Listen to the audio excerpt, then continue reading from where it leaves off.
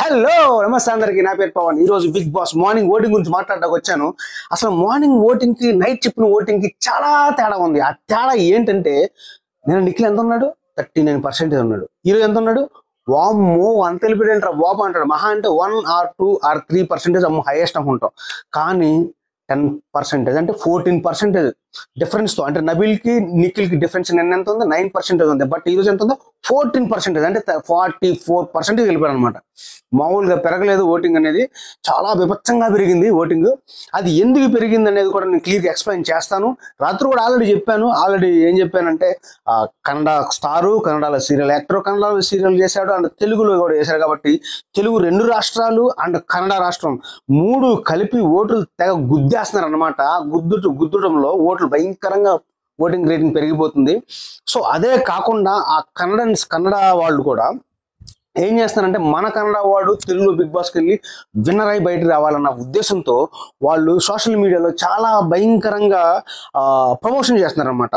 So అది కూడా చాలా హెల్ప్ అవుతుంది నిఖిల్కి.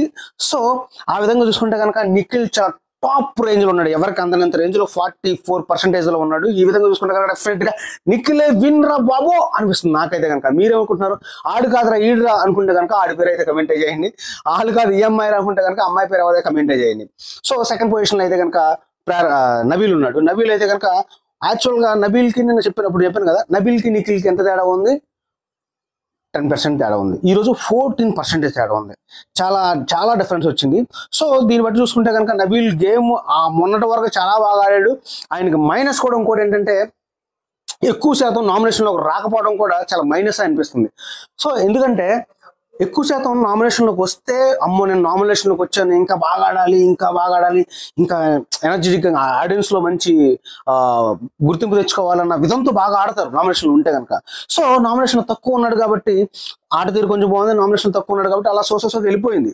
అదే నామినేషన్లో కానీ ఎక్కువ శాతం వండుకుంటూ వస్తే ఈరోజు నువ్వా నేనా అన్న పోటాపోటీగా ఉండేది నబీల్కి అండ్ నిఖిల్కి. సో ఈ రోజు చూసుకుంటే కనుక 14% డిఫరెన్స్ తో నబీల్కి నిఖిల్కి ఉందన్నమాట. థర్డ్ పర్సన్ ప్రేరణ. నబీల్కి నిఖిల్కి 14% ఎంత తేడా ఉందో అదే 14% ప్రేరణకు వచ్చింది అనమాట. ఎంత డిఫరెంట్గా ఉంది చూసారా.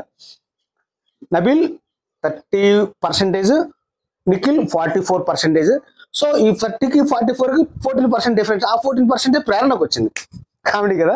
సో ప్రేరణ కూడా థర్డ్ పర్సన్ గా ఉన్నారు. ఫోర్త్ వచ్చేసి పృథ్వీ ఎంత తెలుసా, 14 అంటే మహా అంటే 13 ఉండొచ్చు, 12 ఉండొచ్చు కదా, కానీ 7% ఉన్నాడు. టూ మచ్ కదా. ఆ 7% ఎందుకు ఉన్నాడో ఆల్రెడీ రాత్రి చెప్పాను. ఆయన బిహేవియర్ సంథింగ్ కొంచెం ఓవర్ యాటిట్యూడ్, ఓవర్గా మాట్లాడడం, సో దాన్ని ఏమంటే ఓవర్ అగ్రెసివ్ అవ్వడం, సో అట్లాంటి కొన్ని అతనికి మైనస్ అని అనిపించింది నాకైతే కనుక. సో నిఖిల్ పృథ్వీ అయితే కనుక 7% ఉన్నాడు. లాస్ట్కి వచ్చి యష్మి 6%. అంటే ఈ వీక్ లో డెఫినెట్ గా ఎలిమినేషన్ అయ్యేది యష్మిరా బాబు అనిపిస్తుంది. ఇంకొకటి కూడా ఆలోచిస్తే కనుక డబుల్ ఎలిమినేషన్ అయ్యే అవకాశాలు కూడా ఎక్కువ ఛాన్సెస్ ఉన్నాయి. ఎందుకంటే లాస్ట్ లోకి వచ్చింది కాబట్టి డబుల్ ఎలిమినేషన్ అయ్యే ఛాన్సెస్ కూడా ఎక్కువ ఉంది. కాబట్టి ఒకేసారి పృథ్వీని యష్మిని కూడా ఎలిమినేట్ చేసే అవకాశాలు ఎక్కువ ఉన్నాయి. మీరేమనుకున్నారా కమెంట్ అయితే చేయండి. ఇది ఈ రోజు మార్నింగ్ ఓటింగ్. నిఖిల్ అయితే కనుక ప్రపంచం సృష్టించినట్టు అనిపించింది. ఓటింగ్ లెవెల్ అనేది చాలా హై రేంజ్ లో ఉంది.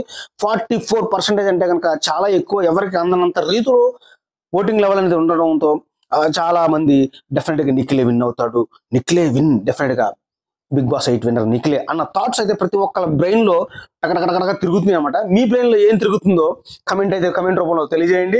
ఉంటాను. జై హింద్.